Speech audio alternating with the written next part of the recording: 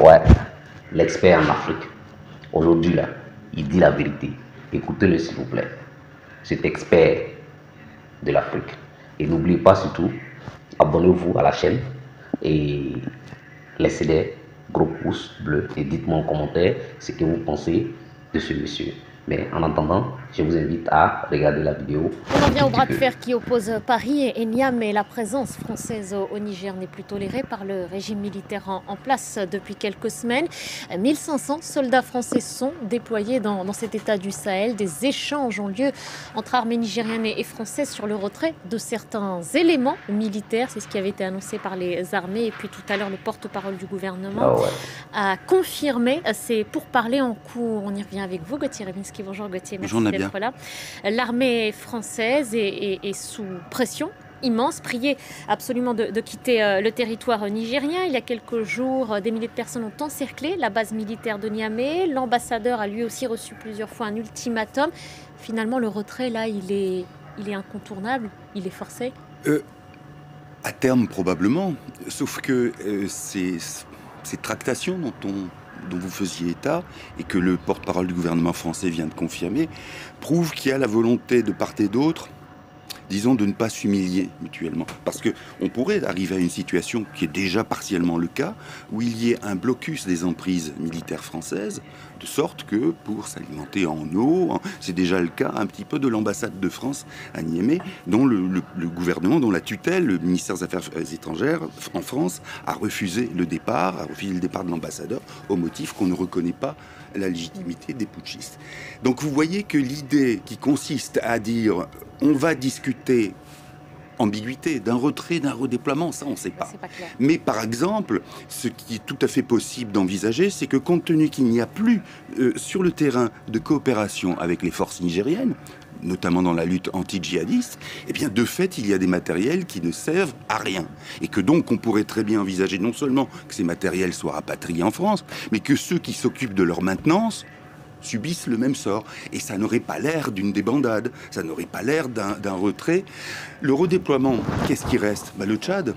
Seulement le Tchad, c'est compliqué, parce que quand la France dit, voilà, on ne reconnaît pas des autorités illégitimes, la transition au Tchad, depuis quand elle dure ? Est-ce qu'il y a eu une concertation, une consultation des Tchadiens ?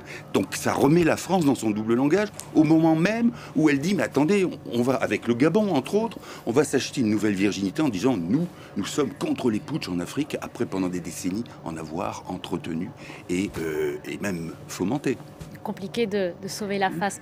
Je m'interroge aussi sur le sort qui sera désormais réservé au président Bazoum, parce que jusqu'à présent, Emmanuel Macron avait expliqué et assumé qu'il ne s'entretiendrait pas avec ce régime militaire qu'il ne reconnaît pas, mais plutôt avec le président Bazoum, élu toujours aux mains des militaires. Quitter le territoire nigérien ou se redéployer, est-ce que c'est quelque part abandonner à son sort aussi le président ? C'est-à-dire que là-dessus, la France a aussi une attitude ambiguë. Elle dit, au fond, nous ne voulons pas nous substituer à la CEDEAO, laquelle CEDEAO a menacé le Niger d'une intervention militaire. Et on n'y est pas. Oui, cette intervention aurait eu pour but, entre autres, de libérer le président Bazoum et de le remettre à son poste.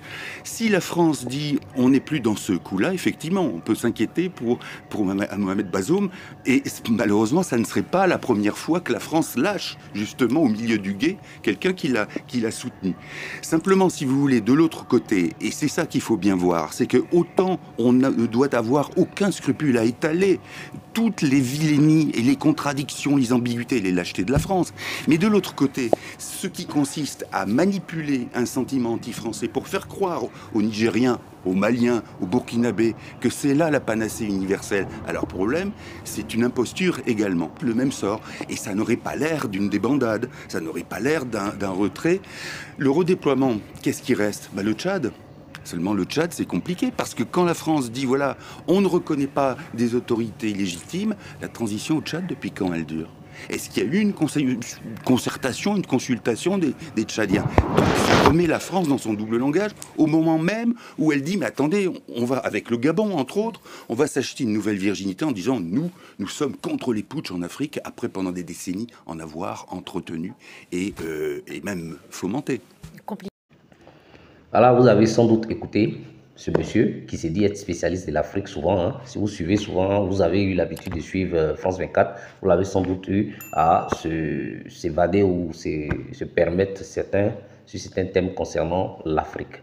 Et dans ce cas de figure-là, ça sort de lui-même sa bouche. De là, on dit l'eau qui sort dans la bouche des manoirs, là, c'est-à-dire celui-là, c'est ça qui est glacé. Quand c'est nous, on va dire, là, ils vont dire qu'on a parlé. Mais quand ça sort d'eux-mêmes leur bouche, bon, là, nous, on ne peut plus rien dire. Hein. On ne fait que suivre. Parce que c'est ce que beaucoup refusent en Afrique d'accepter. On ne dit pas que tout est blanc comme neige avec les militaires lorsqu'ils viennent au pouvoir. Mais sachez qu'il y a ce qui est ressenti ou ce qui est l'aspiration réelle des populations dans l'Afrique subsaharienne et principalement dans les pays africano-franco, si on peut les appeler ainsi. Et ça a toujours été ainsi. Et quand on dit que la Russie est derrière et qu'elle manipule les populations à sa guise, je ne dirais pas que c'est totalement faux. Voilà, pour celui qui veut, il prend ça, celui qui ne veut pas, il laisse ça aussi comme ça. Ça dépend de ta posture ou ton angle de vision. Mais en réalité, c'est des sentiments qui avaient déjà du terreau fertile. Et donc, quand on dit un sentiment, quelque chose a du terreau fertile, quelque chose qui avait une prédisposition et qu'on vienne ensuite apporter de l'engrais. Parce qu'une graine, quand on plante une graine, quand on lui apporte de l'engrais, la graine, elle va pousser beaucoup plus vite peut-être. Mais quand vous apportez de l'engrais à un terrain où vous ne semez pas de graines, vous ne pouvez pas vous attendre à ce que la graine, quelque chose pousse dans cet endroit-là. Ce que je veux dire par là, c'est que même si la Russie est derrière quelque part en train de tirer les ficelles pour certains cas, oui, c'est qu'il y avait déjà un terreau fertile. Il y avait ces sentiments-là qui prédominaient déjà au sein des communautés africaines francophones.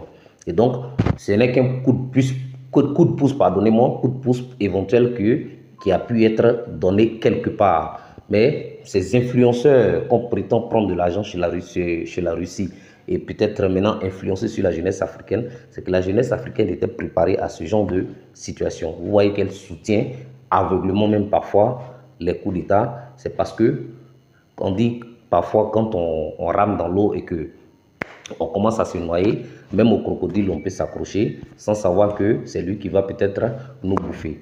Et donc dans cette vidéo là, c'était pour que vous voyez ce qui est dit et qui est pensé par la majorité des populations en Afrique, que beaucoup de nos intellectuels savent certainement parce qu'ils sont cultivés et ils suivent l'actualité. Ils connaissent aussi l'histoire de la France et l'Afrique, tout ce qui a pu se passer. Mais ces intellectuels-là, parfois, quand ils ne se prononcent pas, on peut leur en vouloir. Oui, on peut leur en vouloir parce qu'ils ne veulent peut-être pas prendre des risques.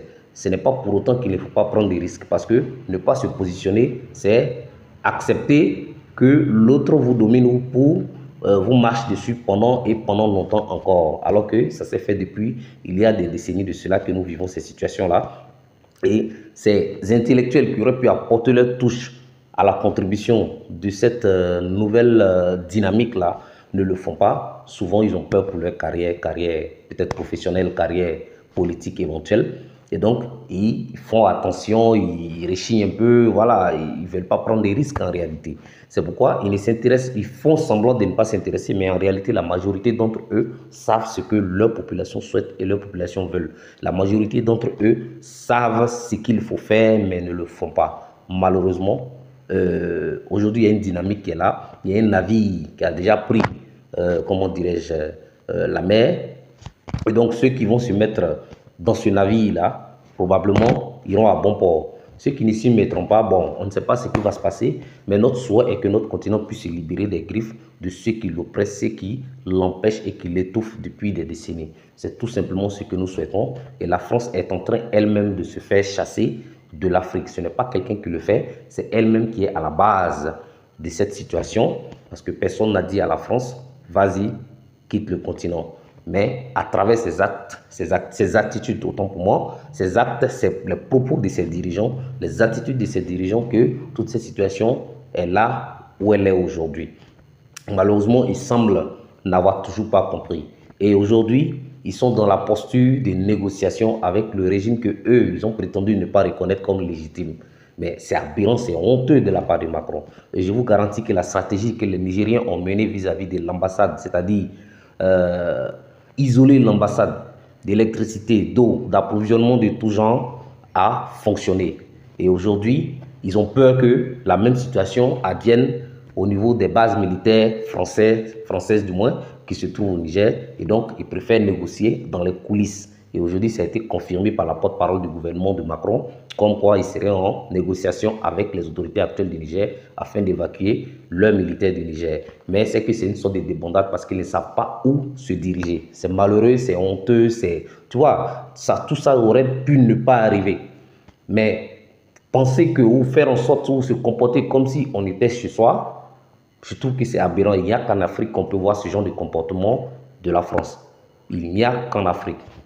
Aujourd'hui, dites-moi ce que Macron est venu faire ici avec Roch-Marc Christian Kaboré. Même si il y avait une normalisation des relations entre le Burkina Faso et la France, est-ce que en présence d'Ibrahim Traoré, Macron aura le courage de faire d'avoir la même attitude qu'il a eu avec Roch? Jamais.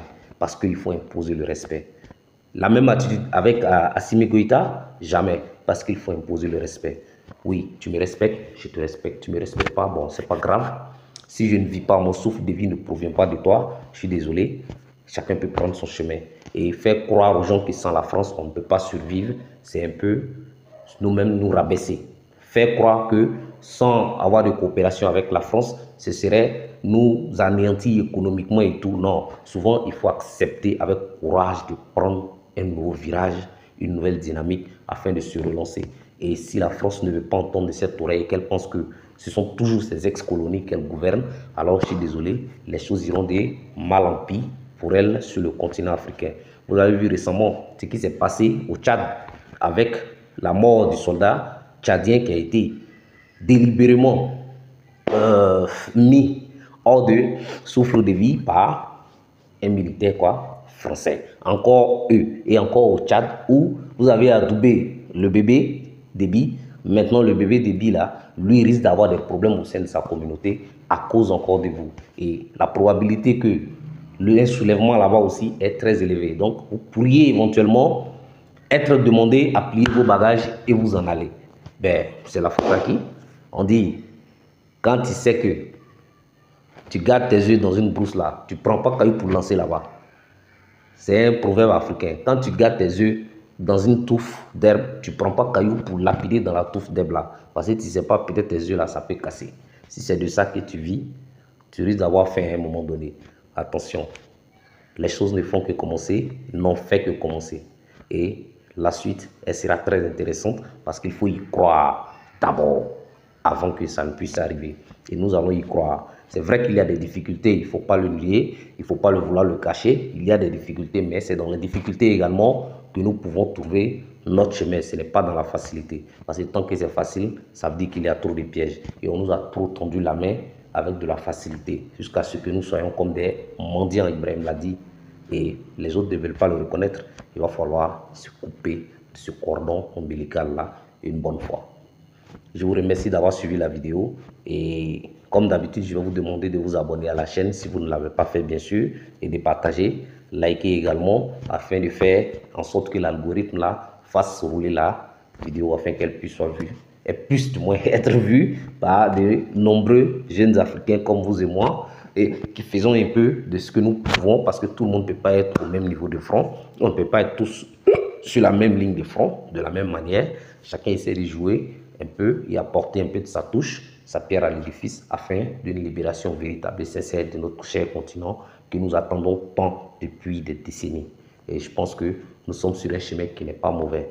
Et espérons que ça va aboutir et que l'horizon sera meilleure. Parce que c'est ce que toute la jeunesse africaine souhaite. Au lieu d'aller mourir ou de penser à un Eldorado qui n'existe pas ou d'aller mourir dans les eaux. Et puis voilà, vous comprenez? Allez, peace and love et seule la lutte libère.